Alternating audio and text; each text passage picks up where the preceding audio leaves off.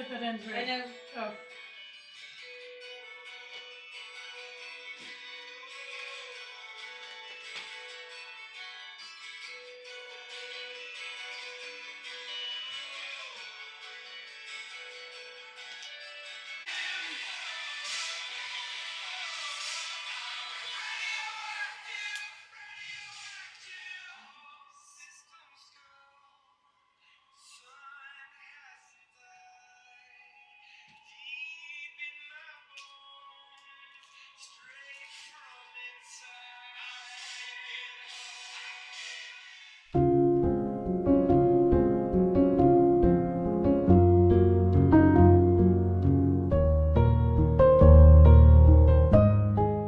Good morning, everyone. Welcome to Toad TV. I am Mary Beth. I am Helen. We are the creative hands and minds behind Toad Hollow, and we dye yarn. This is going to be important coming up soon. So, today, when you are seeing this, well, okay, we're putting this out on Friday, March 14th. Pie Day. Yes. Should we make a pie? We should have had pies ready. Well, Well, we no, can I mean, have for a the pie podcast, for 'cause Pie the Day. podcast, We're filming this a couple days early just because we are getting ready for a trunk show. Hey, Right. we're doing a trunk show. As we said, yarn. We are going to be at the Creative Knot in Ocean Grove on Saturday, March 15th. They said, we were talking to Cindy, who is the owner, and she was saying that somebody came in on February 15th and they were really excited and we're really, here really to see sorry. the toads. We're so sorry. We are going to be there on March 15th. Right. So, this coming Saturday. Thank you to whoever you are. Yes. For coming a month early. Yes. Yes. Thank you so much. But we are deep in the middle of twisting and labeling yarn. Oh, so much yarn. The yarn is dyed. It just needs That's the good part. 48 hours out. The good news is the yarn is dyed. Maybe 2/5 of it are twisted and labeled. We still have 3/5 left to go. Right. So we're getting there. We are bringing spring. Yes. It's just spring yarns. In the beginning, you'll have seen the picture of the Secret Gardens. So we have a ton of that. We've got it in Hairy Toad too, which is new this year. And then we're bringing the new collection, the Astera collection. Those are all spring colors. So pretty. We have a brand new color that we're going to show just for the chunk show. Yeah. It's going to be available on Saturday to everybody. So We're opening it up to everybody as a pre-order. But Helen started something in it, so you're going to see it. It's so pretty. So pretty. So today we are talking about knitting. Right. Yarn and knitting. Would you like to start? I finished my Ola's cardigan. This may be one of my favorite knits of all time because I love knitting it. I learned something new because I had to steek it, which means I knit it in the round and then I had to cut up the middle. The ceremonial first cut. Cutting with abandon, like I actually know what I'm doing.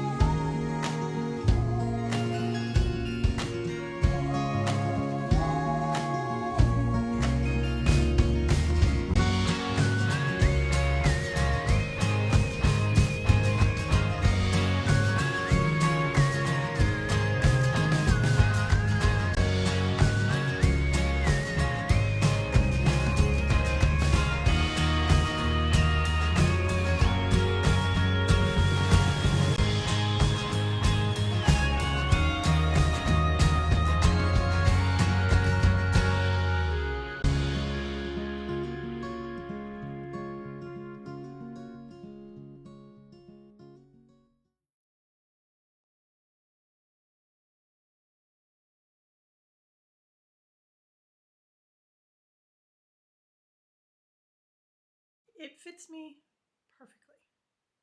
I think this is the first sweater I've made that has fit me in every way because I made sure that, so she said to go 12 inches from the arm, the bottom of my arm.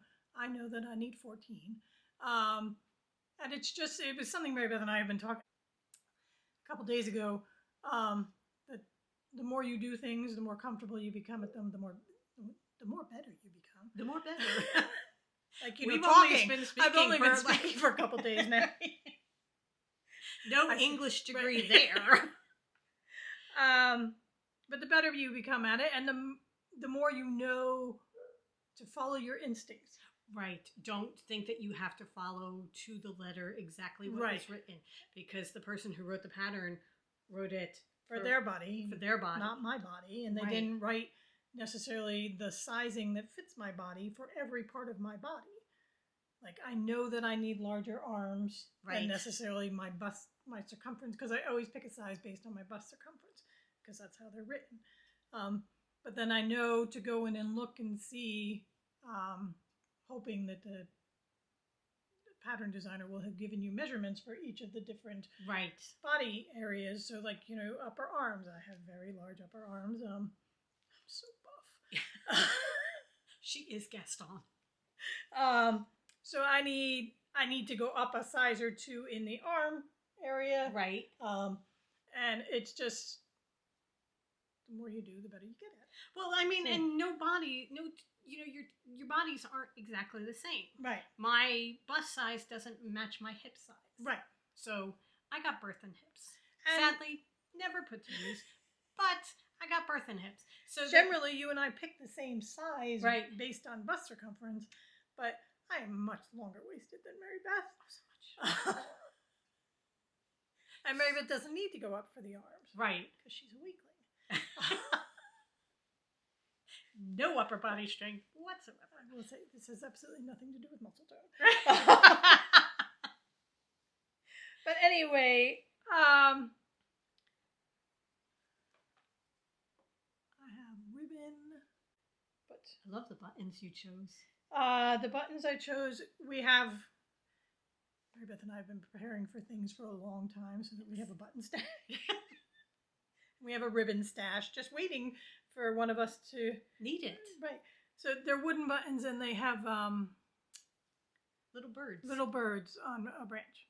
So they're perfect for me. They're the perfect size. Everything worked on this sweater, so I just love it. Okay, so very quickly, what is the name of the sweater? It is the Olis cardigan. I will put the designer because I don't remember her name. All right, so the Olis cardigan, and what yarn did you use? I used Something Wicked is the main color, so Something Wicked This Way Comes. It's a very dark charcoaly gray. Blue too. It's got a bluish tinge. It's a bluey gray. And then we did a beach glass color collection last year during the summer, and I took one of the DK mini sets, and I would say I probably used 10 grams of each mini for my stripes. Okay. And I love everything about it. It's so pretty. I'm wearing it with a skirt, and I feel fabulous today. Yeah, so. You look really fantastic. It's such a pretty sweater. You did a gorgeous job. The neckline is my ideal sweater neckline because it's not hugging me. And with the cardigan, I can, if I want to, do it all the way up. But I mean, you got to show the ribbon. You got to show the ribbon. Yeah, this was a perfect knit. Okay, it's beautiful. Yeah, it really is. So, Something Wicked for the mane. Did you alternate skeins? I did not. Okay. There's some. You can't tell. You can't really. We did dye it though. All in the same. So we dyed it for my sweater. Yeah. No, it's beautiful. Absolutely gorgeous. And this can be done in any color combination. Right. We are bringing mini skein sets of the Secret Gardens and the Ostera collection, and you start with a tonal base like a brown or a gray or something like that, and then start mixing in some of the spring colors. So pretty. The bunny from the Astera collection, if you use that as your main color and then you use like the Secret Gardens. Oh yeah. That would be just gorgeous.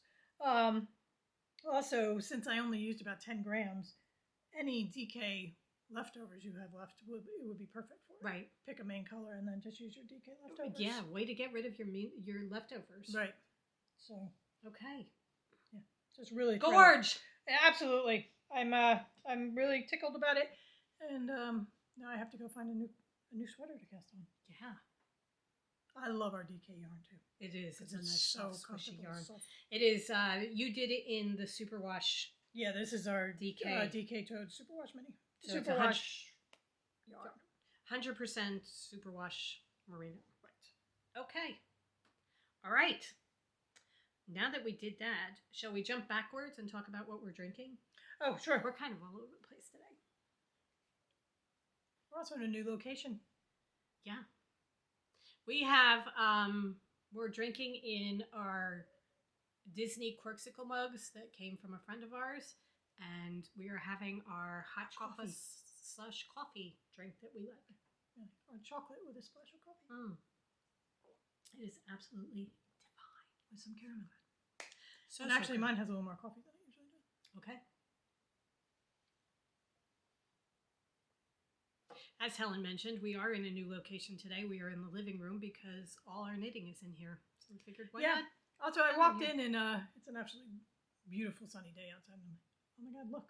It's a light room. Yeah, the lighting is beautiful. You should really Let's take advantage of And this. I have a bookcase behind me, which is very apropos for our hobbies. Yeah. So, all right. Let's talk socks. Okay. Socks. I have cast on not one, but 2 pairs of socks. Well, let's talk quickly about finished socks. No, we are trying our knit along. Oh, okay. So Mary Beth and I are attempting to knit a pair of socks a month, ending the year with 12 pairs of socks. Funny how that math works out. Yeah. Mary Beth would like to, if she does not finish her socks in a particular month, start a pair of socks every month. Whereas I'm going to finish a pair of socks, start a pair of socks. So far, we're right on track. We are. We have January and February done, but we have set up a group. We are going back to Ravelry. We have been very absent from Ravelry for the last several years, but we were looking for a forum to use as a knit-along group forum kind of thing where people can post their own pictures, conversations can be had. We do have the Crafting with the Toads on Facebook, but we are kind of backing away from Facebook at the moment. So we chose Ravelry. We encourage you to come find us, the Crafty Toads, on Ravelry. That's our forum name. Individually, I am Helen HG69. I am Mary Beth 494. Right. So I will put all of that down below. But we have a group right now, a chat room, or whatever they call it on Ravelry, for our sock knit along. So if you would like to come join us and show us pictures of your socks and have people ooh and ah over them, please come join us. All right. So back to your socks. All right. So we both finished our February socks, and I was doing the... What was the one you did in January? It was the self-striping socks. The self-striping socks, and I did it out of a skein of yarn from... Tall Pines, right? Yep. Tall Pines. No name. It was just... She doesn't name her socks, so... And Helen is going to put in a picture of my finished socks here. Because I have already worn them. All right, and you did... I did Heel Toe Do-Si Do by the Crazy Sock Lady in...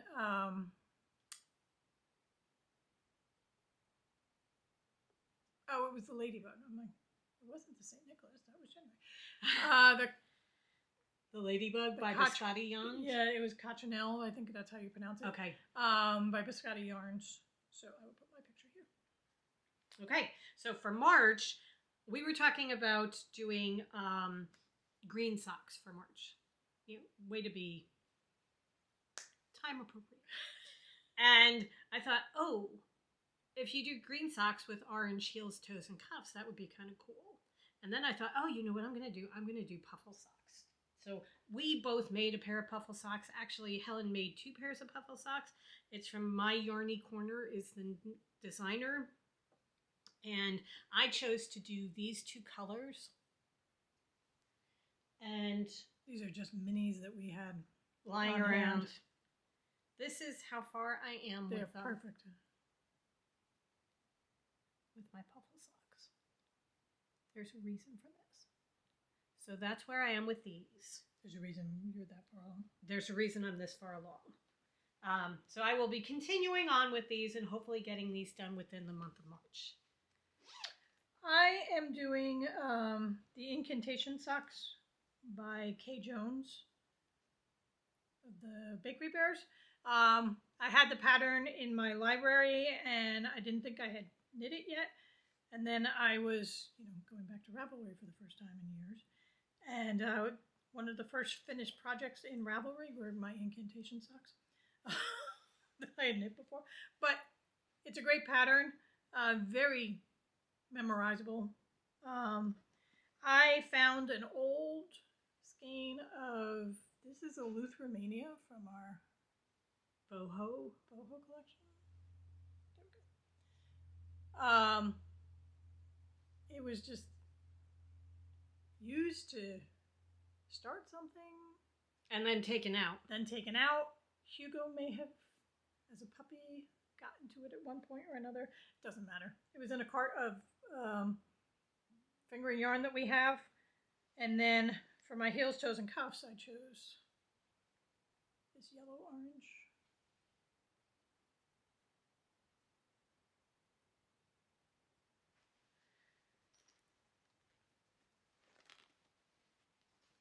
I don't seem to be attached to anything. Probably because you finished your heel and you're about to... Oh, I stuck back up. Wrong, yeah. Okay. Anyway, this is how far I am. I'm doing mine one at a time. Do we need to? There we go. Okay. And I was watching somebody somewhere on YouTube, must be. They were talking about the fish lips kiss heel, and that's the heel that they always go to because they love it. And I thought, oh, that's been around forever. I've never done it before. We've had the pattern. Well, you were all set to buy it. I'm like, wait a minute. Right. I think we actually have it. It's like, I have the pattern. I'm like, oh, okay. So I did my first fish lips kiss heel. It's a very easy heel to do. Short rows. It's very similar to the shadow wrap heel. The first half, and then the second half goes off the rails from the shadow wrap heel.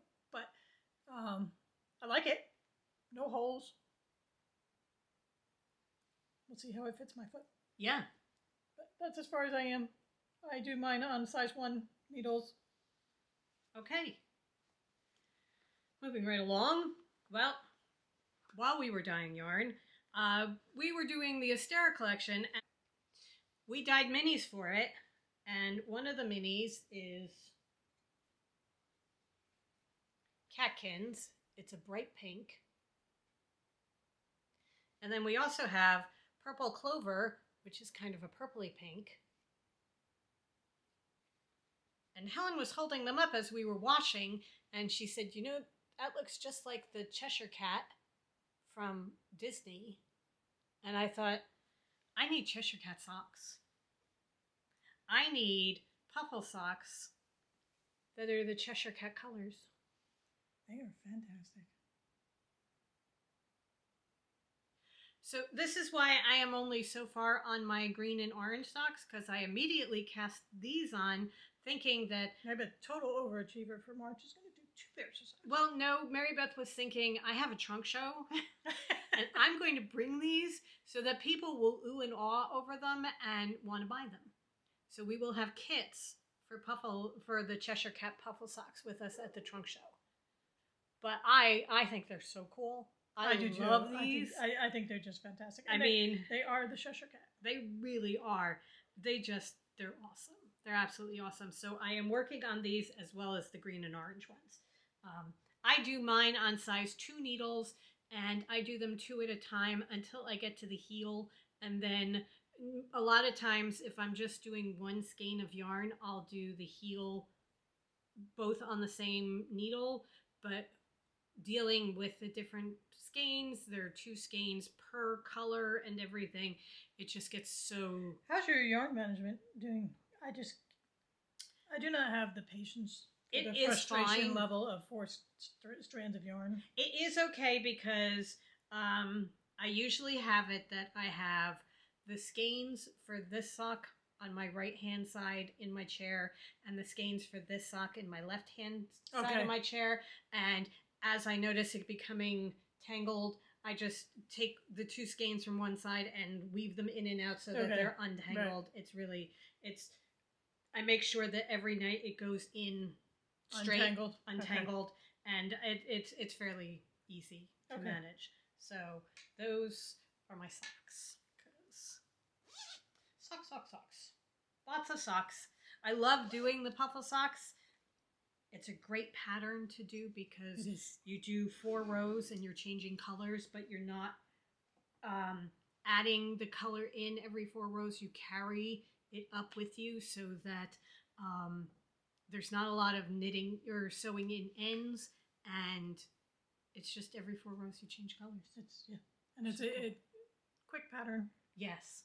And it's just a fun pattern to knit. And it's so easy to remember. Yeah. So that it's really cool. All right. What's up next? Should we do our snake? Yeah.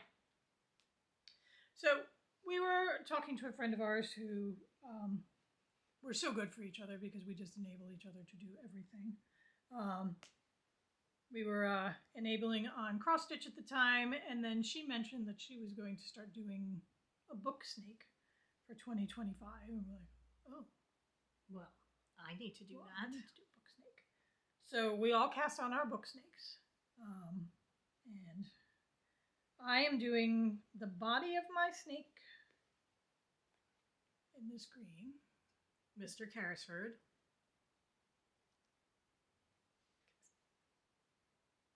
Everybody needs stuff done in Carrisford. Right. This is my snake so far. I am, I think, 2 books behind on it. But what you do, or what I am doing, is you knit his head, and then there are 2 rows of the main color in between each book, and it's a row per 100 pages of book. So my first book of the year was only, on average, 200 pages. So we've got a very thin stripe. And I am not doing 1 color per genre or anything like that. We had great discussion about that. I am just randomly picking minis out of our yarn, our DK yarn remnants, and I'm not even thinking, oh, what did I do last time? Because I can see that I've already duplicated a color. So I had this blue here, and then I used it again here because it was at the top of the bag. So it does not matter. It does not matter at all. I think he's fantastic. So I don't know. I think some people are just doing 2 stripes per book. When we were talking to our friend, she was saying that she wanted to do a stripe per every 100 pages, and we are reading some hefty books. So I have one that's over 10 stripes long. Oh, do you? Oh, are they really? Are they that long? The Brandon Sanderson is a worthy person. So yeah, but I love him. So do I. He's fantastic. And I love scrappy projects like this, where it's just, I love it for quilts. I love it for yarny stuff. And I love his tongue, you can tell because I keep showing his tongue. I am doing mine in, it's the yellow from the Enchanted Forest.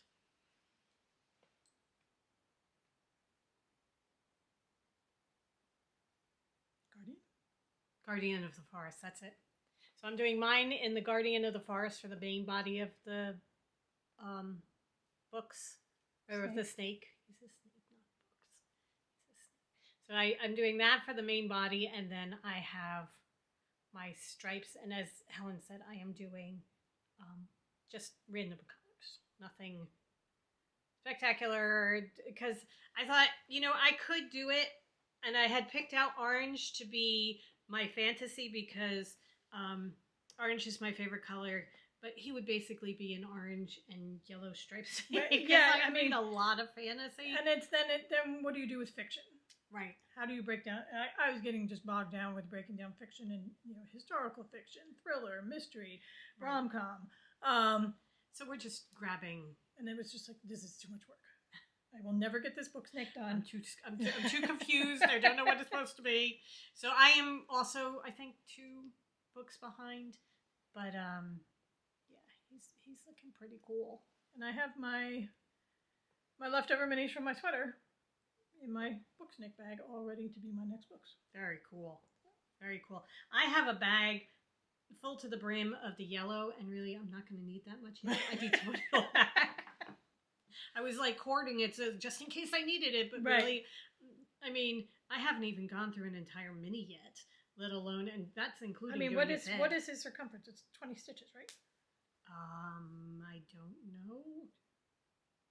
Yeah, 20. He's 20 stitches. So that also keeping up with him for most normal books, you're going to be doing at most 4 or 5 rows. Right. It's really 20 stitches, 4 rows. Piece of cake. Yeah. Yeah, no, he looks so cool. Yeah. And then you're going to have a snake that just curls around your books. And I think I will embroider on him somewhere 2025 at the end. Oh, okay. And then I'll just start a new one. I'll have book snakes for every year. Yeah, there you go. Well, Lord knows we have enough yarn. Right. But that's a fun project to do with leftovers and stuff. And it's an easy one to keep up with. I mean, like temperature blankets and that kind of thing, with books. I mean, my husband and I do read a lot, but as we said, I'm 2 books behind, so I have maybe 10 rows of 28 stitches to do. Yeah, it's very easy. You can get it done easily in a night. Right. Okay. So for our final project, you have one left, right? Yeah. Okay, for our final project, we wanted to do something that was showcasing the hairy toad, our mohair. Our mohair blend is 74% baby Surrey alpaca, 26% silk. It is a lovely cloud of yarn. It is just so soft, especially when you knit with it. So what we wanted to do was we wanted to knit some things up that we could take down to the trunk show and showcase some of the colors and the mohair so that you could see how it knits up. And there's so many projects that are calling for mohair these days. So we thought, okay, we have mohair in almost every color. Let's start working with it and show you what it looks like. So we decided to start with the Sophie scarf. But then, because a whole bunch of our customers have made it, people across Ravelry are making it. But one of the things that we talked about doing, do you do the one skein scarf? Do you do the longer scarf?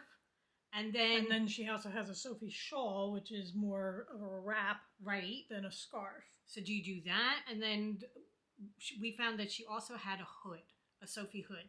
And one of the things we run into when we're walking the dogs at night, we knit these fantastic hats out of our yarns.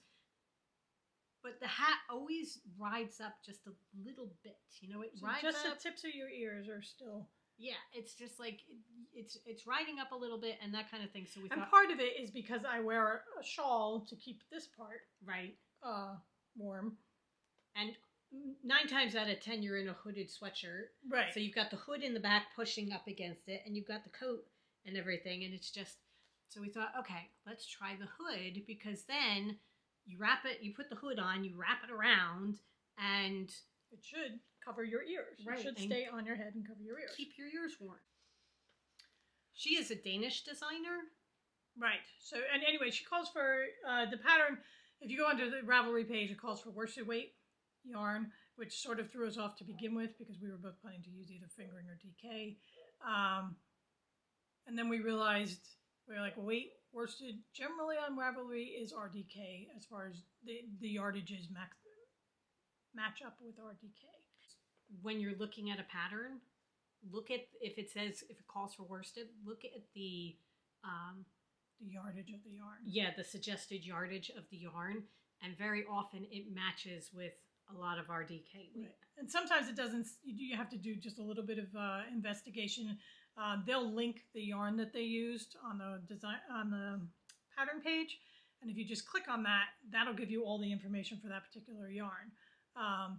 And sometimes it's a 50-gram ball, and usually it's 100 grams. But then you can see that it's 260 yards for 100 grams. Well, that's closer to RDK than our worsted. Right. Anyhow.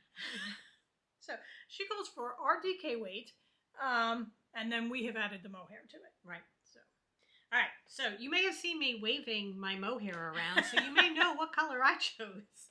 But I chose to do it in dandelions, which is one of our new colors from the Ostara collection. And that's what that looks like. I have wanted to work with this since we dyed it. I adore. Such a gorgeous color. I adore bright green and yellow together.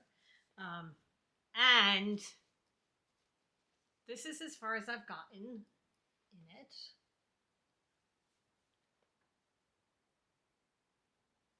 So you can see how beautifully it knits up. I mean, it has this faint halo of fuzz, but it's so pretty. And so soft. Oh my gosh. I mean, the hand feel of the hairy with the DK. It's squishy and fuzzy. And it is going to be so warm. Yes. Oh my gosh. We are going to finish this just as we're heading straight into spring/summer. So we will not appreciate the warmth, but next winter when we're walking I'm the dogs, be ready. When you hit the 12-degree night, right, and you're walking the dogs, whipping down. But yeah, that's what it looks like. So this is Dandelion from the Ostara collection.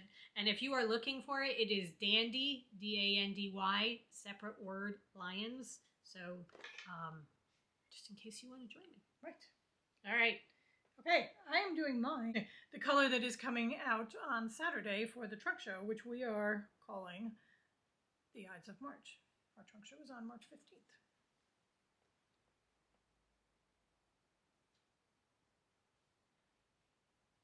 So this is a nice light blue base with green and bluish speckles. And this is the hairy version.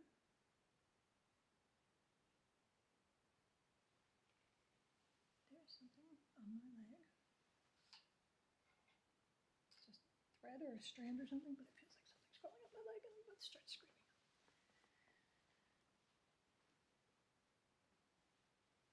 Wow. How did you get ahead of me?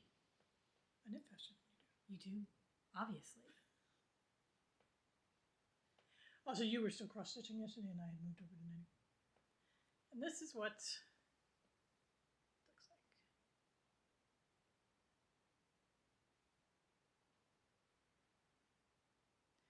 I think that's kind of getting you the blue. I'm hoping it's not coming across as gray.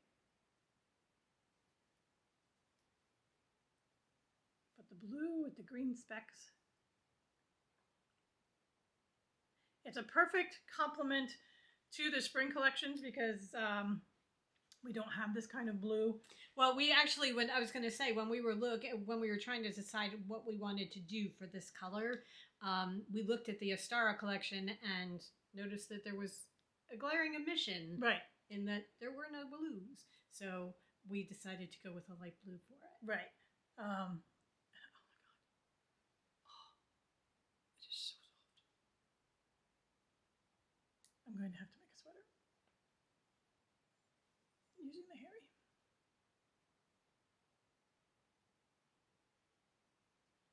Absolutely gorgeous. Yes. This pattern is so easy to do. Oh, this is such TV knitting. Oh my gosh, it is really, really simple to follow. It's a great beginner pattern. So we are doing these on size 8 needles, and just, yeah, really enjoying it. We're doing it with our TV. We're watching, we're blowing through Killing Eve right now, which has been around for a little bit, but Meredith and I are just watching it. Yeah, and enjoying it, which is way kind of more scary. Than I should. Because it is some disturbed people in this, and disturbed relationships. However, yeah, we're really toxicity running rampant. Yeah. Phoebe Waller-Bridges is one of the writers, and very, very, very good. Yes. All right. I think we are just about done. This is what we have been working on so far. I have a sweater that is languishing right now because socks, and, snakes and hoods. And trunk shows. And trunk shows. So, once again, we were going to be at the Creative Knot in Ocean Grove, New Jersey, this coming Saturday, the 15th. I will have both our projects, the hoods, with us so that you can see how both of them are knitting up. We are going to have tons of the Secret Garden yarn, the Ostara collection, some of our tonals that go really nicely with them. We are going to have... We have a full complement of Snow Day. Yes. Sock the sets. New Ides of March we're going to have. We are going to have yarns left over from last year, some of our winter collections, and Denizens of the Hollow and all that. Anything that was left over, we're going to be bringing that along as well. So we're going to have tons and tons and tons of yarn. So if you are in the area and you would like to stop by and say hello, please do. I'm pretty sure I'm going to be the one there. Life circumstances have made it so that only one of us can go. So Helen is going to be staying at home and holding down the fort here, but I will be there. So please come say hello. Right. And buy some yarn because we got beautiful yarn. We do. Just waiting for you. Right. All right. Okay. That does it, right? I think so. That does it. We are on our way because there's a dining room full of yarn waiting to be twisted. And mini skein sets to be put together and all sorts of fun things like that. Right. All right. We hope you guys have a wonderful rest of the day. Go forth and create. And we will see you in 2 weeks with our cost